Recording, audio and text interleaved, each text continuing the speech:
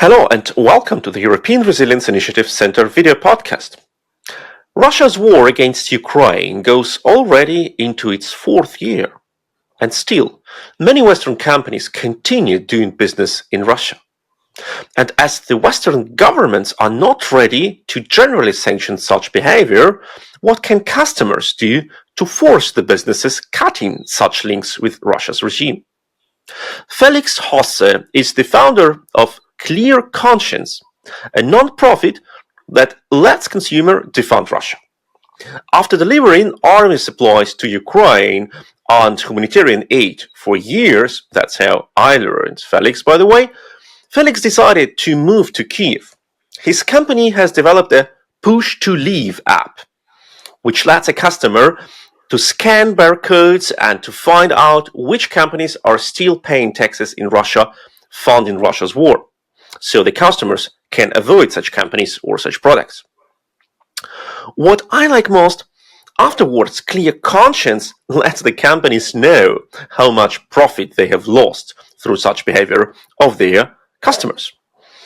Well, today we talk with Felix about how this works, how he sees his business in Ukraine and in Germany, why Germans move to Ukraine or to other countries, and what do we expect? What do we need to expect from the upcoming Germany's election? Welcome, Felix.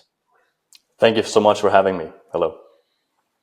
And don't forget to like, to share, to subscribe to this channel. You can find also all the links in the description of this video, the link to the app if you're interested after, and of course a link for a donation program, how you can help Ukraine to win this war.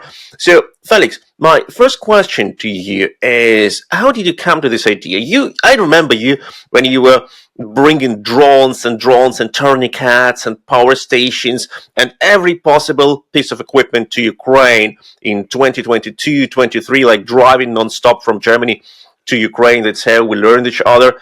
And then I remember they said, okay, I do know my IT thing. I said, okay, what is Felix doing? Like, how can it help winning the war? And then you told me about this app. So how is this app working now? Well, yeah, I mean, as you mentioned, we started in the help, in the aid deliveries, and at one point in time, as you know, the way back from Ukraine to Germany is always the most cumbersome.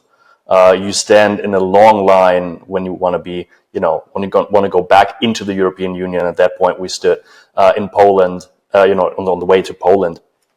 And we stood there for like 6 hours and everyone was exhausted. Everyone, had enough of driving at that point in time. And we figured out, okay, we have to do something which scales better. And at that point in time, there was, I think, late 2023.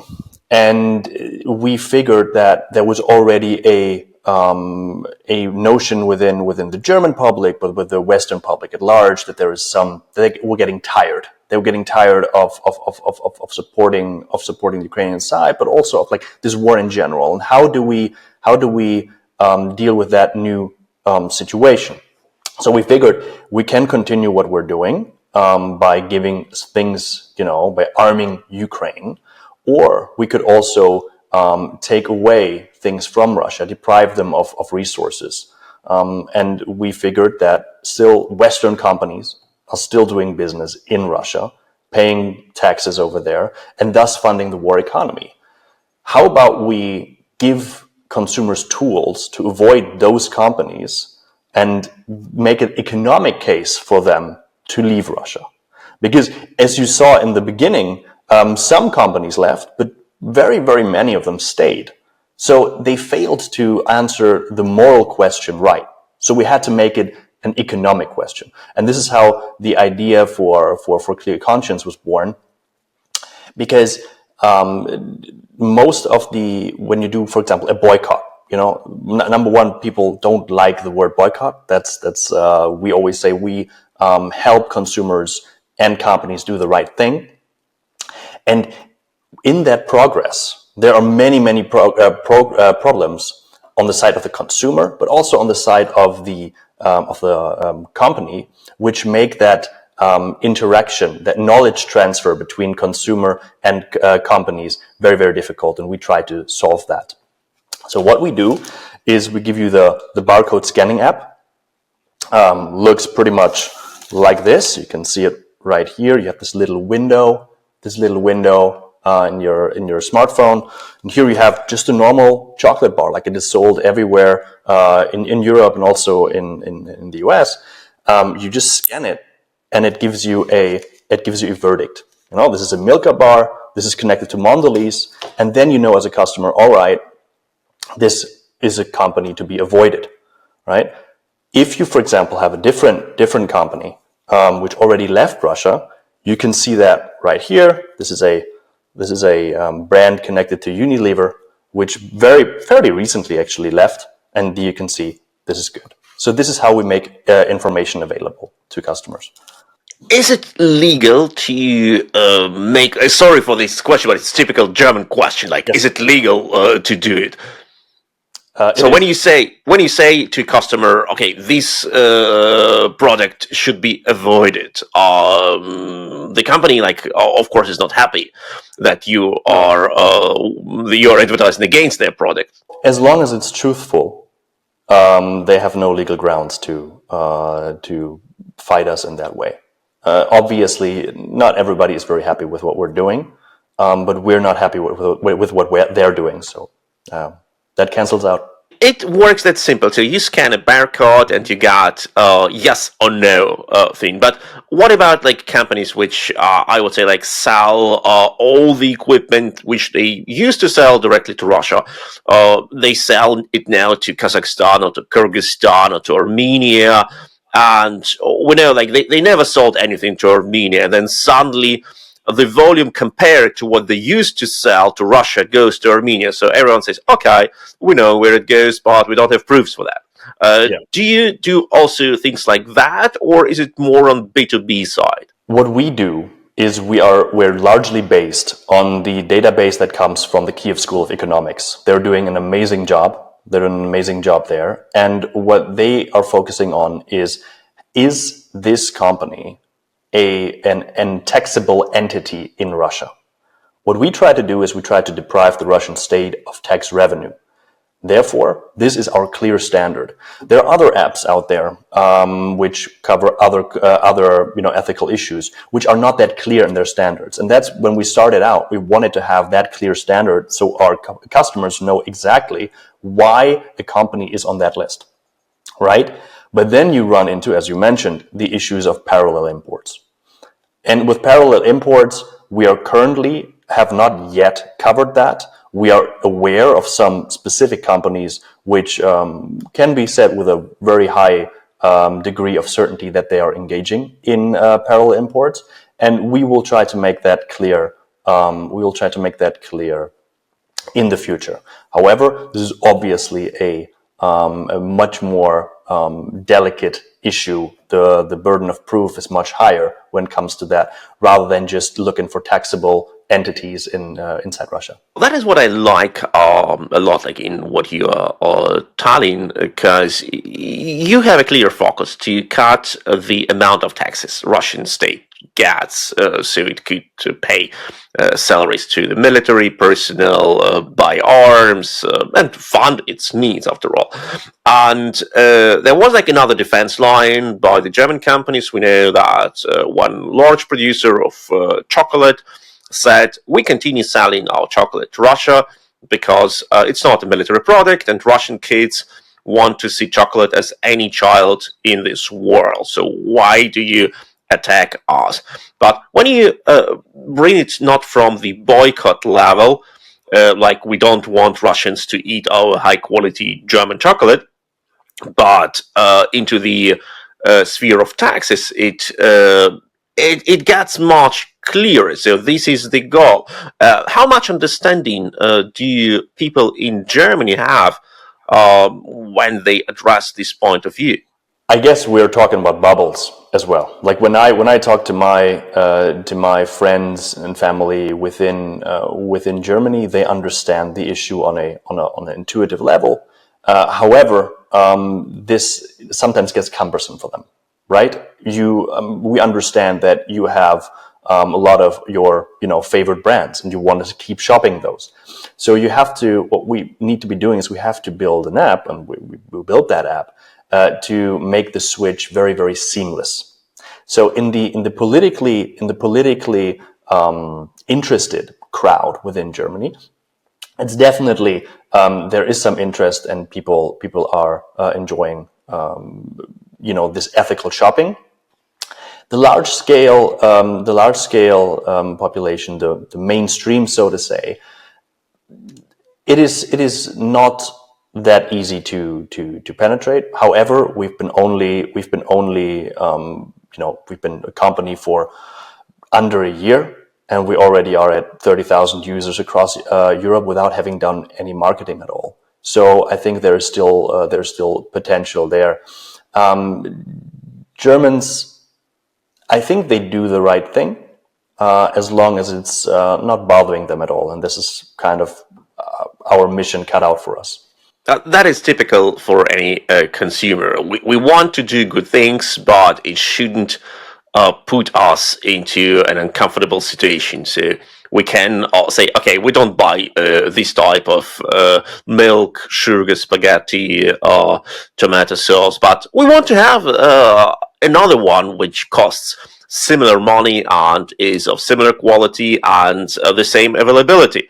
Right, so I don't want to stop consuming tomato sauce just because this company has some subsidiary in Russia which is doing bad thing. That is the way of thinking of an average consumer, and we cannot demand more from people. That's very interesting what you say about making this switch easy. But do not we address here one of the holy cows of Germany's foreign policy? For decades, German idea was we need to trade with Russia as much as possible to bring Russia close to us, to create these ties, to encourage exchange of personnel, Russian employees go to Germany, German employees go to Russia, flow of goods, flow of money, etc. And it has utterly failed. What went wrong on this Wandel durch Handel idea? Well, I think there was a very naive notion that there will be actual true change within authoritarian regimes simply because we do business with them. Because let's face it, the Russian companies did not really come to us in the degree that we came to them, thus adjusting to their way of doing business and not the other way around. That's from the business side, right? So then you already had also the German way of doing things, which is German business way of doing things is you're pretty adaptable to the local customs, so to speak, and then you invent very nice words for example bribes. You name them facilitating payments, and then you convince yourself that it cannot be done without them, things like that. And we remember that several years ago, bribes for local bureaucrats were legal expenses from the point of view of German tax offices. Companies were allowed to show to local tax offices in Germany their expenses for bribes in Greece, Russia, China, or everywhere, and say, look, we have paid that bureaucrat 10 grand. They were legal expenses. Please reduce our taxes for that sum. And they got that tax reduction. Yeah.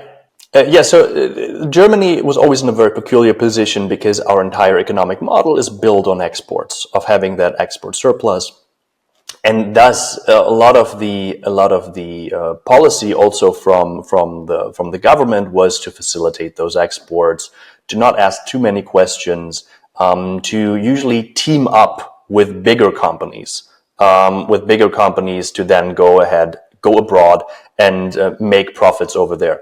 The entire German economic system is basically built on this very, very close, almost marriage between the government and large corporations, much to the detriment of smaller companies. I mean, I'm an entrepreneur, and I was an entrepreneur in Germany. There is no love for the small guys, but the big guys, they can do pretty much as they want to.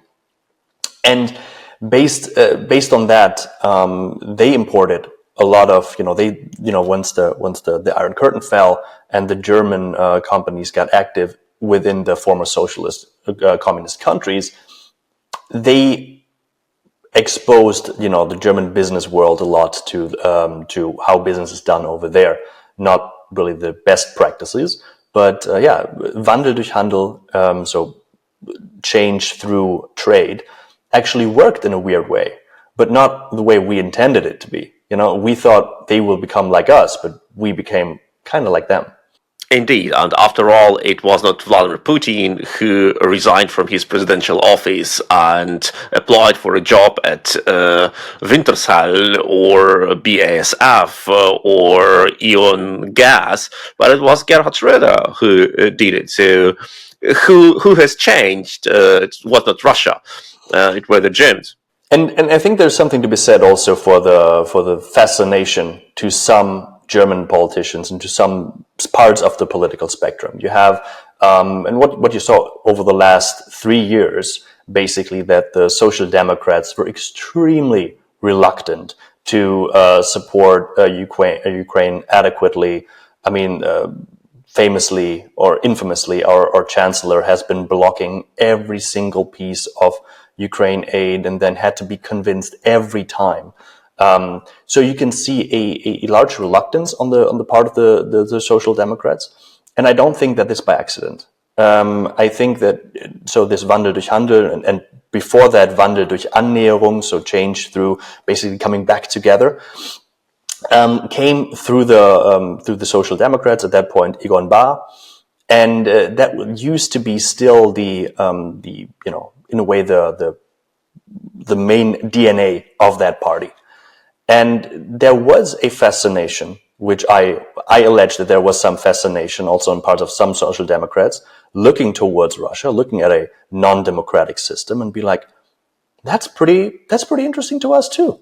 They don't have that much problems with like opposition and people, all these pesky things, like the people criticizing them, And I think that has had some allure to them, especially when you look at how Scholz is handling domestic criticism.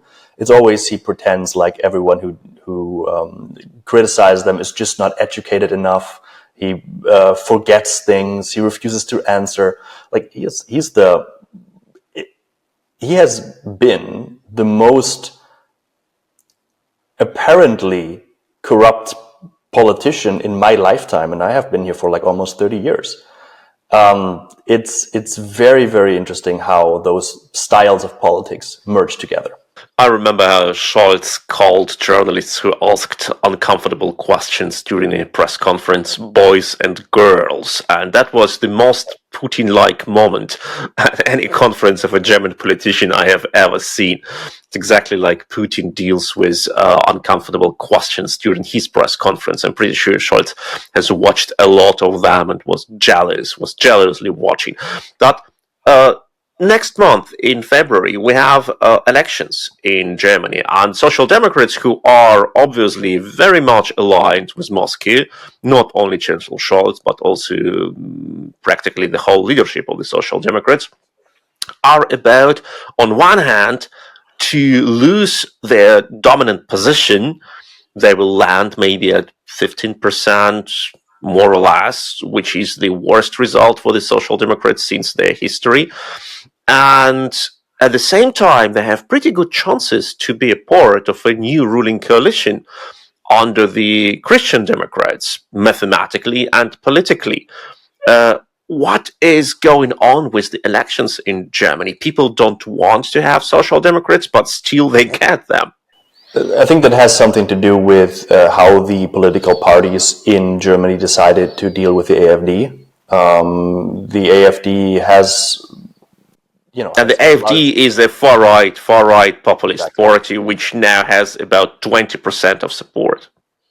Exactly. These guys have basically had the luxury of not having to prove that they were able to do anything over basically since their inception and since they were big, starting with the migrant wave in 15.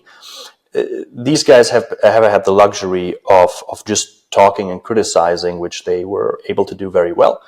And the other parties decided to not engage with them on a political basis and to not let them prove themselves or disprove their ability to govern. And that hurts the CDU a lot, because they are, on one hand, because the CDU is basically a center right party, and they always, the more stuff goes wrong, the more go, like, the one half of them go towards the right, so they lose some votes to the AfD.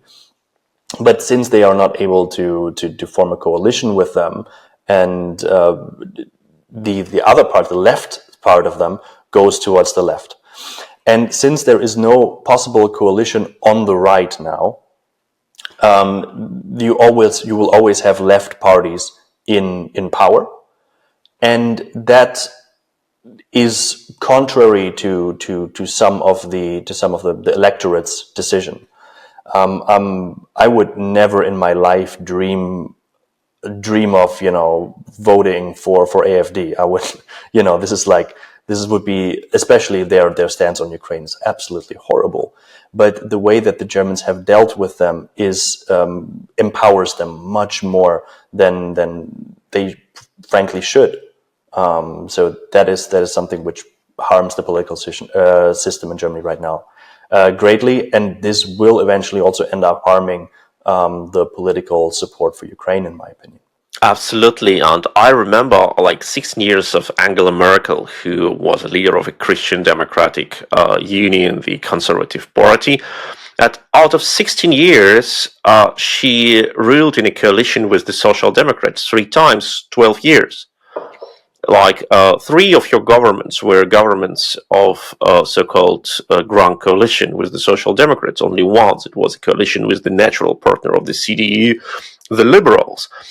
And I can understand that those voters who didn't care about Russia connections within the AfD, or were pretty naive about the populism of this party and other dangers which goes out of this party, they started to vote for the AfD, saying it makes no difference for us. Do we vote for the CDU, for the Conservatives, or for the SPD, for the Social Democrats? We still get the same chancellor in the same coalition, because these 2 parties get naturally over 50%. So we want to show that it's not okay. So we vote for those who are enfant terrible of this political system, who nobody likes. That was practically a protest vote of desperation. It ended very bad. Now we have this result of the elections which you have described, which makes forming of a conservative centrist government impossible. But the origins were practically in the Merkel's reign, which blocked any chance for the voters to change the government.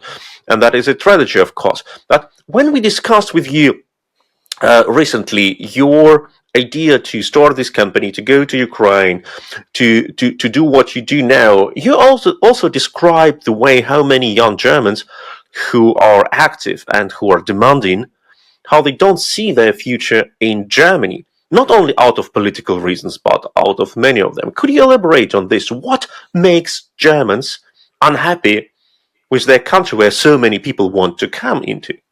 Wow, do you want the full list? No, it's like I'm joking a little bit, but I have to, anytime you complain about what happens in Germany, you always have to look at, there has to be some degree of context, right?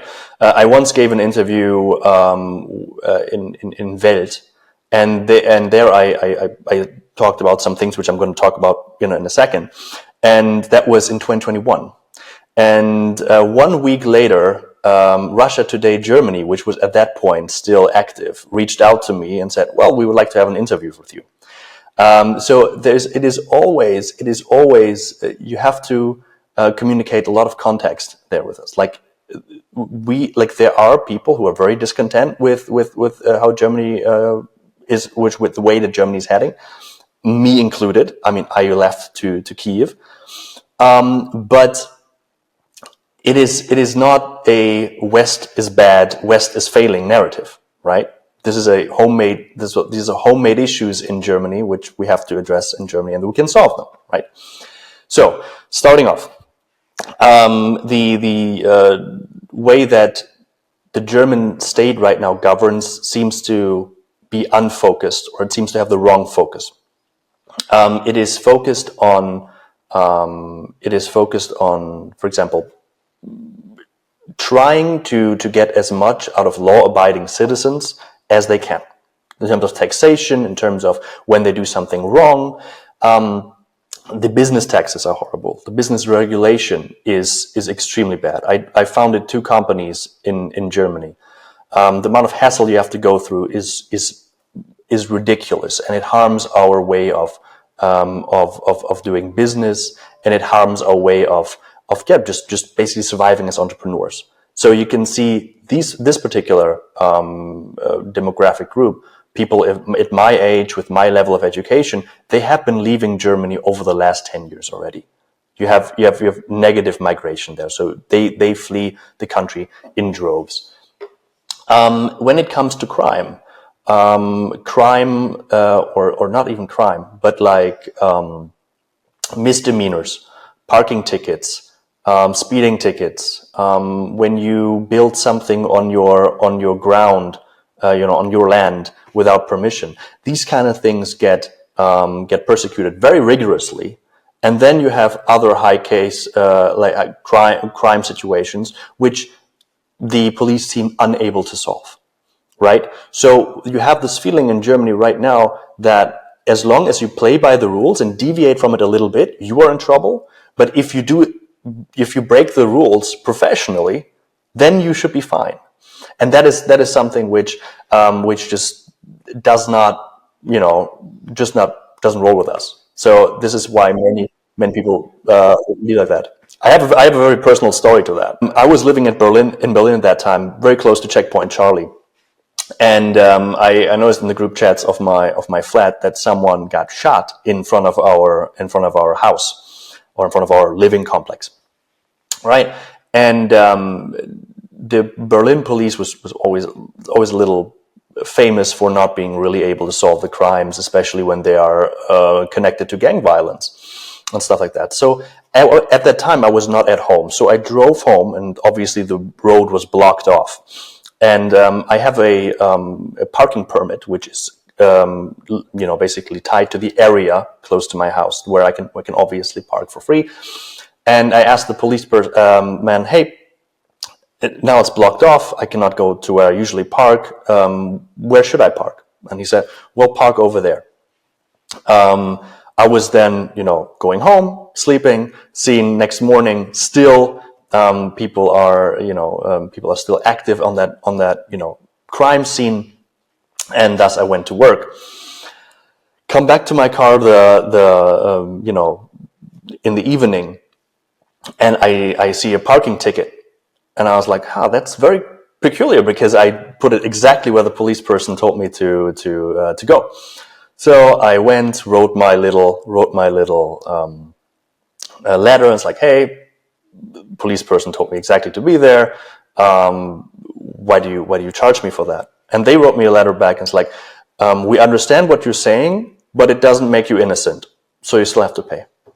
And I wonder, I was like, that's very interesting.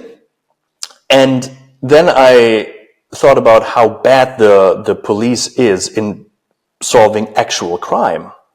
And it dawned on me that I was the first person to be punished for this murder, and I might even end up being the only person who is actually, punished in connection with this murder. And that is something which happens in Germany very frequently, and this makes us very, very pissed off, basically. I totally understand you. I had a similar situation been murdered or been witness of murder, but I regularly get death threats from the Russians for an obvious reason, as my company helps Ukraine a lot, and I regularly go to Ukraine, bringing some equipment to the country. And I regularly get threats per messengers or email, like you will be killed, you will be shot down, watch around, you're a dead man, etc., which belongs to the business. But I always send these threats to the police, at least just to have the statistic impact. Because when next time the German City Hall would say there is no such thing as political threats in Berlin related to Ukraine, there will be recorded cases of such threats. But I've never ever got any comment from the police, not even been informed of what is going on with these cases. Have they been investigated? Have they been stopped from being investigated? Have they found someone? Only once in all these years, I got one call from a very disturbed police officer who obviously had no reason what to do with such things, and who told me, look, when you go outside and you start your car, be careful and look at your car. Maybe something has changed in your car. I said, okay, thank you for this advice. I very highly appreciate. I don't have a car, but if I would change, I would check it. And that was everything, with many death threats. And at the same time, once in my life in Berlin, I have speeded and have exceeded the speed limit by 25 or 26 km/h. I have not seen the sign. Was my fault. I was distracted. Never said it hasn't happened. But with this 26 km/h over the speed limit, they sent a police officer to my apartment directly to check if I am the person who has been photographed by the speeding camera. So they had time for that, but they never sent a police officer to my apartment to say, look, you get repeatedly threatened to be killed and assassinated. Maybe we can talk with you. How is your apartment? We have this advice for you. This lock is not good. Maybe you do this thing, etc. Nothing like that happened. But if they want to have you €200 of penalty for speeding, they have a police officer for you, of course. But still, what does it mean for the country when people say it's not okay to have businesses here? We're not feeling safe. We're not feeling successful here. And these are all the questions which Alice Weidel, who is the leader of this populist far-right Russia-linked AfD party, addressed in her interview to Elon Musk. And it is obvious for everyone, and the populists use these real facts to boost their support. Why is our government, who say they want to fight the populism back, why don't they fight the populism on this very simple field, to destroy the fundament under their feet, to deprive them from the chance to criticize for right our bad situation? The German government is focusing on the wrong things, right? It focuses on the things which are easy to solve, but not the core, what government should be doing, not the core responsibilities of government. So, but if you want to fix that, you will have to give up power in certain areas.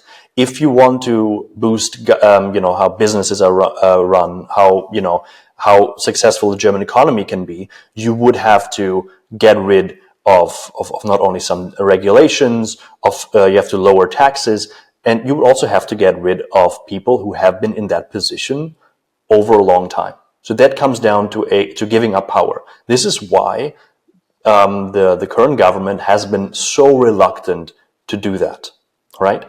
And the issue with politics is always that you have a single point of attack or few points of attack and few points of failure. If you have a powerful individual there, like Chancellor Scholz, who just doesn't want to do the things that need to be done, they will not be done, right?